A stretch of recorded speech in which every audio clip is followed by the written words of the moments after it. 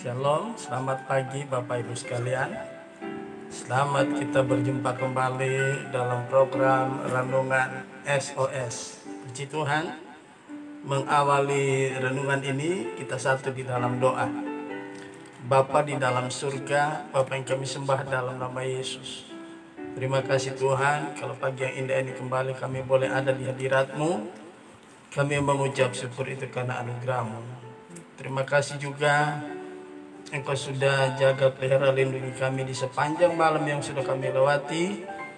Engkau menjaga kami seperti menjaga biji matamu. Terlebih Tuhan, Engkau sudah bangunkan kami pagi yang indah ini dengan keberadaan roh, jiwa, dan tubuh yang diberkati oleh Tuhan. Terima kasih Bapa. Terima kasih Tuhan. Sebentar lagi kami akan melakukan renungan Tuhan. Untuk itu kami mohon Roh Kudus tolong kami.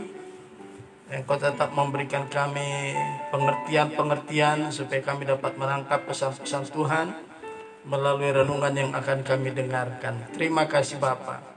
Di dalam nama Yesus Tuhan dan Allah kami sudah berdoa dan mengucap syukur kepadamu. Haleluya. Amin. Puji Tuhan. Bapak Ibu Saudara sekalian, kita akan meneruskan renungan kita ya dengan tetap judul yang sama.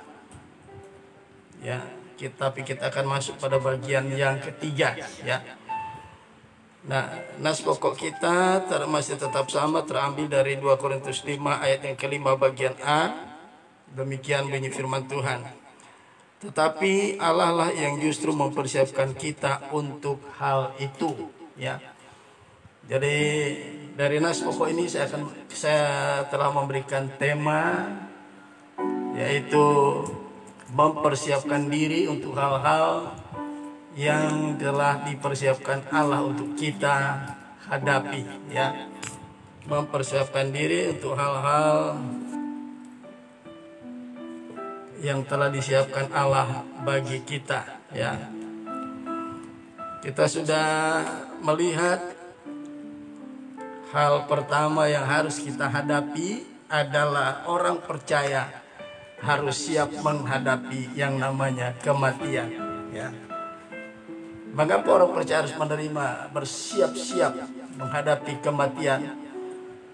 Karena di dunia ini tidak ada yang kekal. Hidup kita di dunia cuma sementara ya. Kita tidak selamanya hidup di dunia. Itu sebabnya ketika kematian itu datang, kita sudah siap menghadapinya ya. Saya sudah uraikan bagaimana kita menghadapi kematian itu.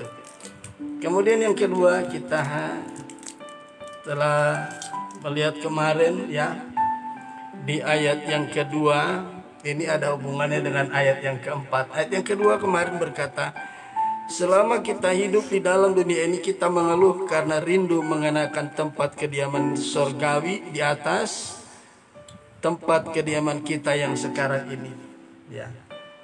Selama kita di dunia ini kita mengeluh, ada banyak keluhan ya, ada banyak masalah, ada banyak persoalan. Kerinduan itu untuk apa? Supaya kita ya di dunia ini merupakan tempat yang tidak senang. Dunia ini bukan Firdaus. Sebabnya kan ada lagu, dunia ini bukan Firdaus. Hanya di kaki Tuhan kita bisa mendapatkan ketenangan dan kesenangan. Sebabnya kerinduan yang kedua yang harus kita alami adalah untuk mengenakan tempat kediaman kita yang di atas.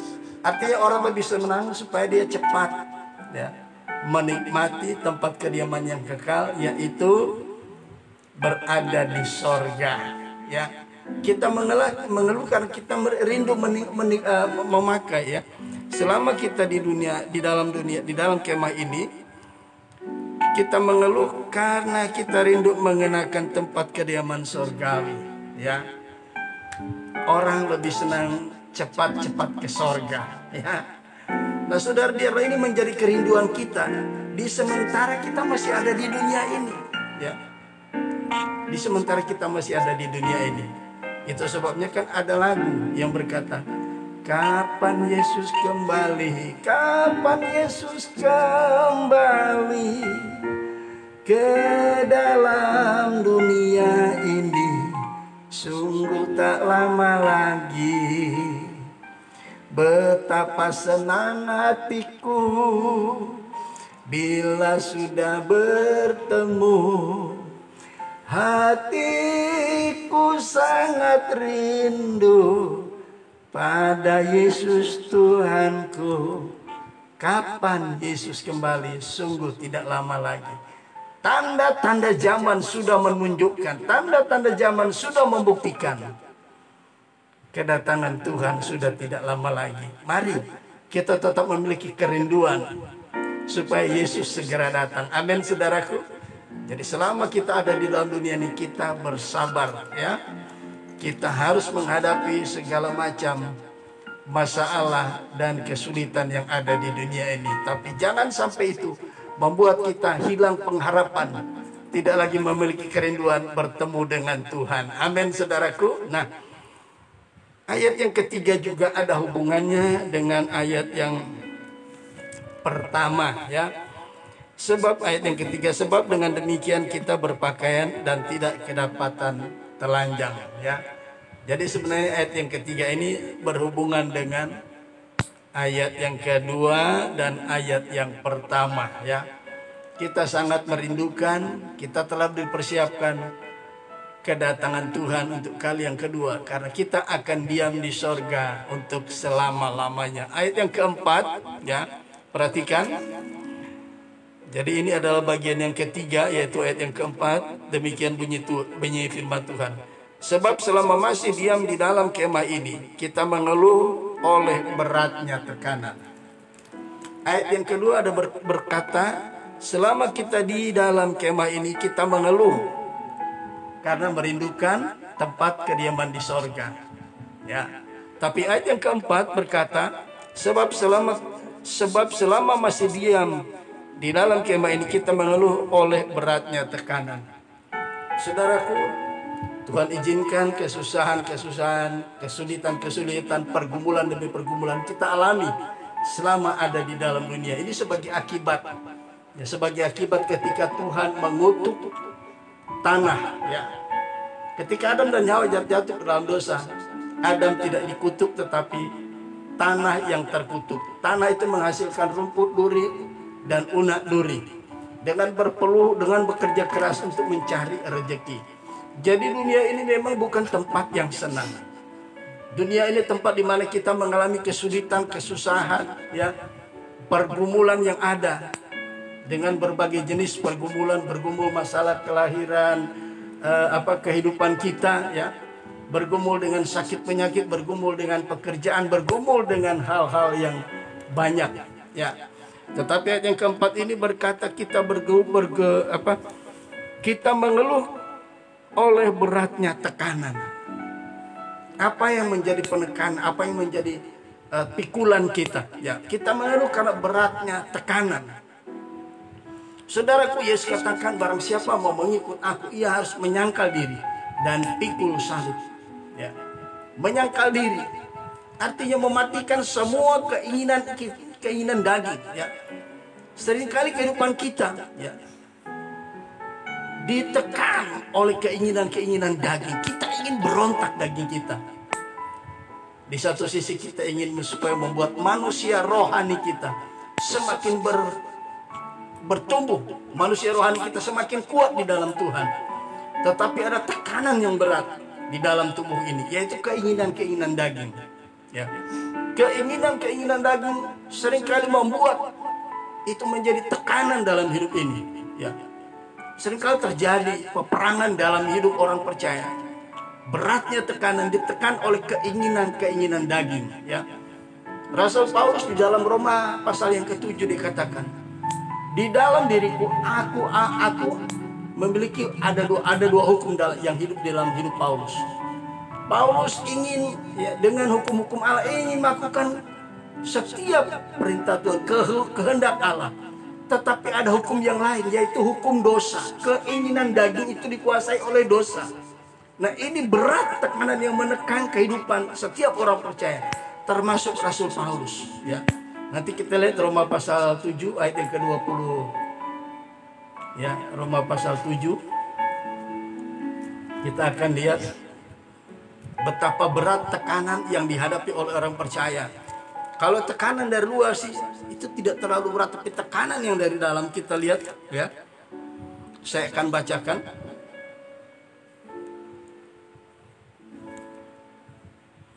Perjuangan hukum Taurat dan dosa ya. Ayat 13 dari pasal 7 dari kitab Roma 7 ayat 13 mulai. Jika demikian, adakah yang baik itu menjadi kematian bagiku? Sekali-kali tidak. Tetapi supaya nyata bahwa ia adalah dosa, maka dosa mempergunakan yang baik untuk mendatangkan kematian bagiku. Supaya oleh perintah itu dosa lebih nyata lagi keadaannya sebagai dosa ya. Sebab kita tahu bahwa hukum Taurat adalah rohani, tetapi aku bersifat daging, terjual di bawah kuasa dosa ya. Ayat 15, sebab apa yang aku perbuat aku tidak tahu, karena bukan apa yang aku kehendaki yang aku perbuat, tetapi yang aku benci itulah yang aku perbuat. Jadi jikalau aku berbuat apa yang tidak aku kehendaki, aku menyetujuinya bahwa hukum Taurat itu baik. Kalau demikian, bukan aku lagi yang memperbuatnya, tetapi dosa yang ada di dalam aku. Sebab aku tahu bahwa di dalam aku, yaitu di dalam aku sebagai manusia, tidak ada sesuatu yang baik. Sebab kehendak memang ada di dalam aku, tetapi bukan hal untuk berbuat apa yang baik. Sebab bukan apa yang aku kehendaki, yaitu yang baik yang aku perbuat, melainkan apa yang tidak aku kehendaki, yaitu yang jahat yang aku perbuat. Jadi jika aku berbuat apa yang tidak aku kehendaki, maka bukan lagi aku yang memperbuatnya, tetapi dosa yang diam di dalam aku. Demikianlah aku dapati hukum ini, jika aku menghendaki berbuat apa yang baik, yang jahat itu ada padaku.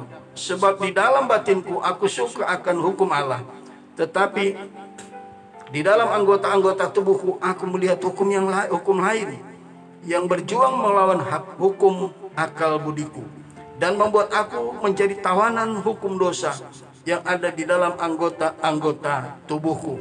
Ayat 24, aku manusia celaka, siapakah yang akan melepaskan aku dari tubuh maut ini? Saudara, ini adalah pengalaman hidup, kesaksian pengalaman hidup bagaimana Paulus, walaupun dia sudah memiliki hukum Taurat, ya, menguasai hukum Taurat, ingin melakukan hukum Taurat, tetapi apa yang ingin dia lakukan, ya, justru apa yang baik yang ingin dia lakukan, bukan itu yang terjadi, justru yang tidak baik, yang bertentangan dengan hukum Taurat yang dia terima, yang dia pelajari, ya. Jadi di dalam tubuh ini, jika Yesus belum menguasai kehidupan kita, sebelum kita menyerahkan hidup kita sepenuhnya ke dalam tangan Tuhan, maka anggota-anggota tubuh kita itu, keinginan-keinginan daging yang ada dalam tubuh kita, inilah yang membuat tekanan dalam hidup orang percaya. Ada banyak orang percaya menjadi stres, depresi karena tekanan, ya, dari keinginan daging yang ingin menguasai kehidupan kita, sehingga kita tidak bisa menjadi pelaku firman, ya. Saudaraku yang kekasih, mengeluh bukan karena, ya, merindukan supaya cepat kembali ke surga, tetapi mengeluh di sini mengeluh tentang betapa beratnya tekanan dalam hidup kita. Saudaraku yang kekasih, menghadapi pergumulan ini sungguh sangat berat bagi daging. Rasul Paulus berkata, ya, ayat 24 tadi berkata, aku manusia celaka, siapakah yang dapat melepaskan aku, ya. Roma 7 ayat 24, aku manusia celaka, siapa yang akan melepaskan aku dari tubuh maut ini?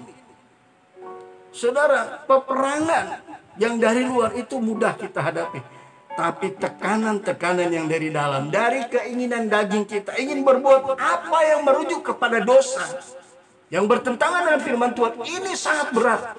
Dan banyak orang menjadi stres menghadapi hal-hal ini. Belum lagi tekanan-tekanan dari luar, ya, yang saya sering ungkapkan. Penyakit COVID belum selesai, ya, ditambah dengan harga-harga bahan bakar mulai naik, ya. Bahan bakar kebutuhan rumah tangga, minyak goreng naik, ya. Bahan bakar kebutuhan kendaraan kita, sepeda motor dan mobil mulai naik, ya. Nanti akan naik lagi pada bulan Juni kemudian, dan seterusnya, dan seterusnya. Kita tidak tahu, ya. Nubuatan firman Allah sedang digenapi, dan itu akan mencapai pada puncaknya. Wahyu 6 ayat 6, ya, di mana di sana dikatakan secupak gandum sedinar harganya, 3 cupak jelai juga sedinar harganya. Bayangin, kalau upah pekerja, seorang pekerja harian hanya cukup untuk membeli, ya, beras 1 kilo, ya, mau beli lauk dengan apa? Gaji seorang pekerja harian hanya bisa membeli beras 1 kilo. Lantas untuk lauknya membeli dengan apa? Betapa kesukaran ekonomi akan semakin memuncak di akhir zaman ini. Kebenaran firman Allah katakan. Sebab di akhir zaman, masa-masa hari-hari terakhir mendekati kedatangan Tuhan yang semakin mendekat. Akan datang masa yang sukar. Banyak masa yang sukar. Kesukaran orang mencari pekerjaan, kesukaran masalah ekonomi, kesukaran dalam berbagai hal terjadi. Tetapi puji Tuhan, Wahyu 6 ayat 6 berkata, asal jangan merusakkan minyak dan anggur. Ini berbicara tentang pekerjaan Roh Kudus dalam hidup kita. Jangan sampai itu padam. Ya, 1 Tesalonika 5 ayat yang ke-19 dikatakan, jangan padamkan roh. Artinya izinkan Roh Kudus tetap beroperasi, tetap bekerja, tetap berkarya dalam hidup kita, ya. Ini penting, saudara, ya. Sebab tanpa pertolongan Roh Kudus dalam hidup kita, kita tidak mampu menghadapi tekanan-tekanan hidup ini, baik yang dari dalam tubuh ini maupun yang dari luar. Tetapi kalau Roh Kudus tetap ada dalam hidup kita, Roh Kuduslah yang akan menolong kehidupan kita, saudara. Amin, saudaraku. Jadi saya baca lagi ayat yang keempat. Sebab selama masih diam di dalam kemah ini, kita mengeluh oleh beratnya tekanan. Ya, itu sebabnya kebenaran firman Allah harus hidup di dalam hidup kita. Jangan sampai keinginan daging yang bekerja. Izinkan Roh Kudus yang bekerja dalam hidup kita. Ya, saudaraku, keinginan daging hanya bisa kita perangi dengan pertolongan Roh Kudus. Tanpa pertolongan Roh Kudus, keinginan daging selalu mengganggu kita untuk melakukan kebenaran firman Allah. Seringkali kebenaran firman Allah bertolak belakang dengan keinginan daging kita, saudaraku.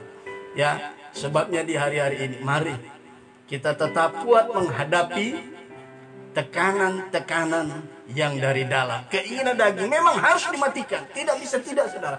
Kalau kita tidak mematikan keinginan daging, sangat berbahaya. Mari kita lihat Roma pasal 8. Ya, Roma pasal yang ke-8. Ya, kita akan lihat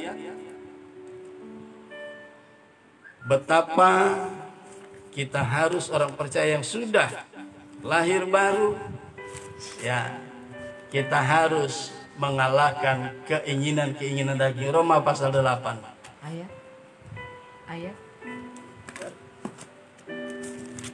Kita akan lihat kitab Roma pasal yang ke-8, ya. Roma pasal yang ke-8 di ayat 1 dan ayat yang kedua dan ayat yang ketiga. Roh yang memberi hidup telah memerdekakan kamu dalam Kristus dari hukum dosa dan hukum maut. Sebab apa yang tidak mungkin dilakukan hukum Taurat karena tidak berdaya oleh daging, telah dilakukan oleh Allah dengan jalan mengutus anaknya sendiri dalam daging, yang serupa dengan daging yang dikuasai oleh dosa. Karena dosa, ia telah menjatuhkan hukuman atas dosa di dalam daging, supaya tuntutan hukum Taurat digenapi di dalam kita, ya, yang tidak hidup menurut daging tetapi menurut roh. Perhatikan ayat yang kelima. Sebab mereka yang hidup menurut daging memikirkan hal-hal yang dari daging. Mereka yang hidup menurut roh memikirkan hal-hal yang dari roh. Saudaraku yang kekasih, tekanan dari daging ini, tekanan dari dalam hidup kita, keinginan daging itu begitu kuat. Ya. Kalau kita hidup menurut daging, kita tidak memikirkan hal-hal yang dari roh. Tapi kalau kita hidup menurut roh, kita izinkan Roh Kudus beroperasi dalam hidup kita, maka kita di ayat yang kelima dikatakan, ya, sebab mereka yang hidup menurut daging memikirkan hal-hal yang dari daging, mereka yang hidup menurut roh memikirkan hal-hal yang dari roh. Karena keinginan daging adalah maut, tetapi keinginan roh adalah hidup dan damai sejahtera. Saudara tahu, ketika kita mampu, ya, mengizinkan Roh Kudus berkarya dalam hidup kita, menolong kita mematikan keinginan daging, maka di tengah-tengah tekanan yang berat ini ada damai sejahtera yang dikerjakan oleh Roh Kudus. Sebab damai sejahtera ini yang akan memelihara orang percaya di masa-masa sulit, di masa-masa sukar.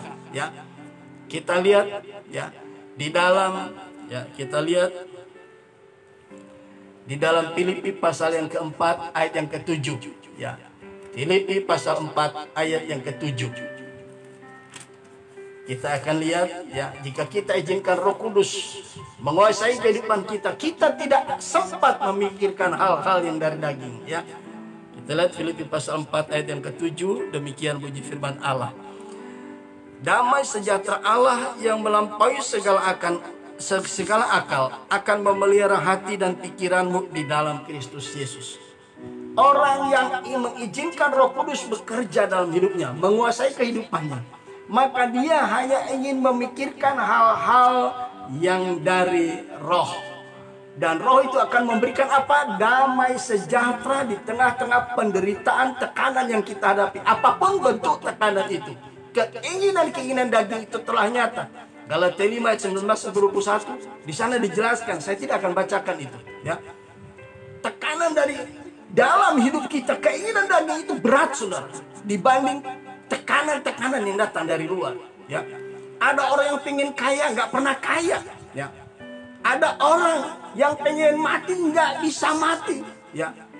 Karena sakit yang sudah lama dia alami, sudah doakan belum sembuh-sembuh, Tuhan izinkan itu terjadi. Bukan untuk membuat kita semakin menderita, supaya kita semakin berserah melihat betapa Roh Kudus akan bekerja dengan luar biasa di tengah-tengah kesulitan yang kita hadapi. Dia akan memberikan apa? Damai sejahtera. Ya, saudaraku, tidak ada sakit penyakit yang bisa merenggut nyawa manusia, sebab nyawa manusia ada di tangan Tuhan. Ya. Jadi betapa beratnya kehidupan kita, mungkin dalam mengalami sakit penyakit sudah lama belum sembuh, didoakan sampai hari ini. Tuhan izinkan itu terjadi untuk menguji iman kita. Sebab manusia saya ibaratkan seperti lampu bohlam. Baik orang yang belum percaya maupun orang yang sudah percaya, hidup manusia bagaikan lampu bohlam. Lampu bohlam itu ada jam pijarnya. Ada banyak orang sudah lama sakit, didoakan gak pernah sembuh-sembuh. Kalau memang belum waktunya mau dipanggil Tuhan, setan pun, kerajaan maut, kuasa maut tidak mampu. Contoh Ayub. Kita lihat Ayub. Tuhan mengizinkan iblis mencobai Ayub dengan luar biasa. Tapi kalau tidak memang waktunya untuk dipanggil Tuhan, dia tidak mengalami kematian.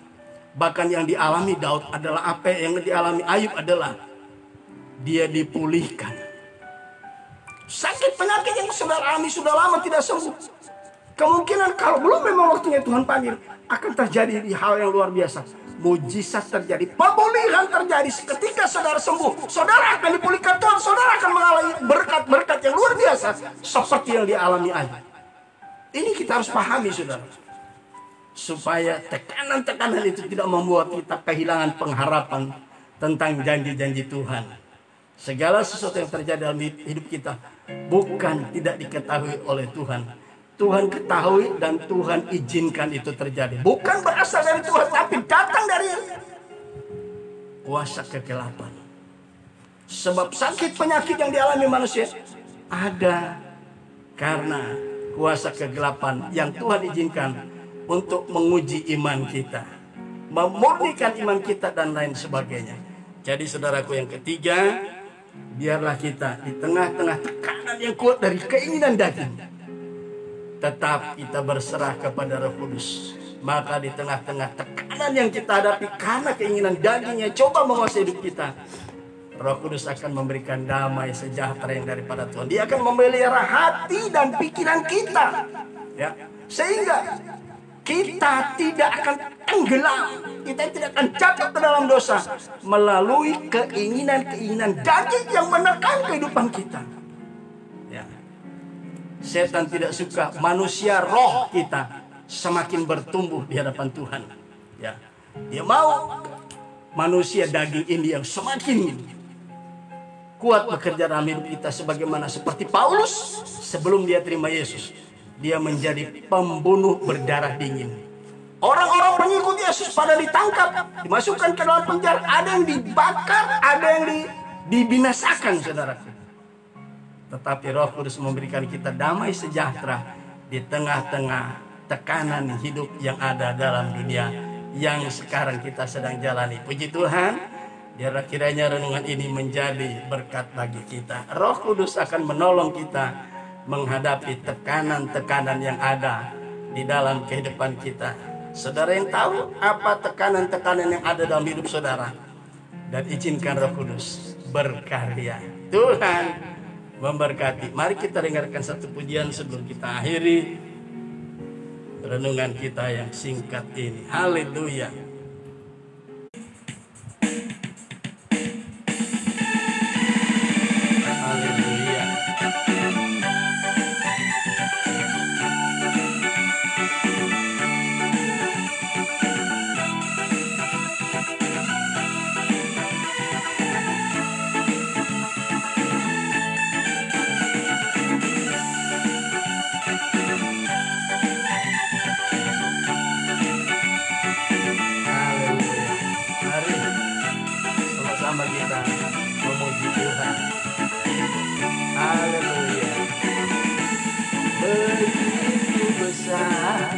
Kasih Allah pada kita,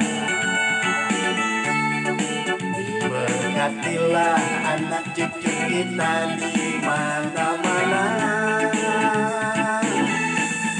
Tuhan mengubah miskin dan menjadikan kaya.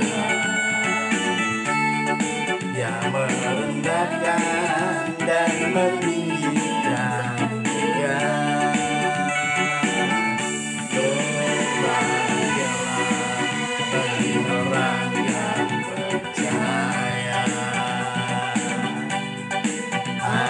Cucunya pasti tidak akan meminta-minta, karena mengenapi firman-Nya. Tiada yang mustahil bagi orang percaya. Saudaraku, selama kita itu di dunia ini, kita mengeluh karena banyaknya tekanan. Kita harus berkumpul, saudara, mengizinkan Roh Kudus menolong kita, memampukan kita menghadapi tekanan-tekanan ini, agar supaya kita bisa melihat damai sejahtera Allah, akan tetap memelihara hati kita dan pikiran kita, sehingga kita tidak akan jatuh ke dalam tekanan-tekanan keinginan daging. Haleluya. Begitu besar kasih Allah pada kita, diberkatilah anak cucu kita di mana-mana. Tuhan yang ubah miskin dan menjadikan kaya. Dia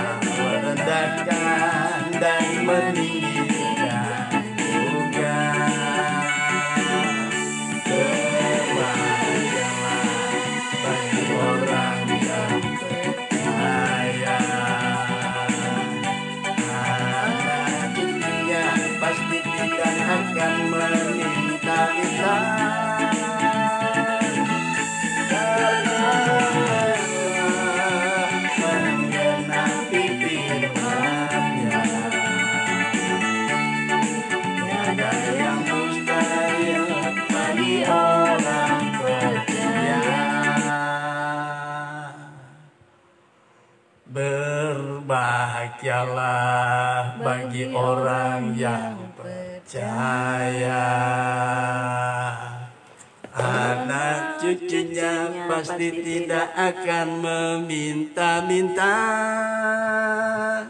karena Allah menggenapi firman-Nya. Tiada yang mustahil bagi orang percaya. Tiada yang mustahil bagi orang percaya.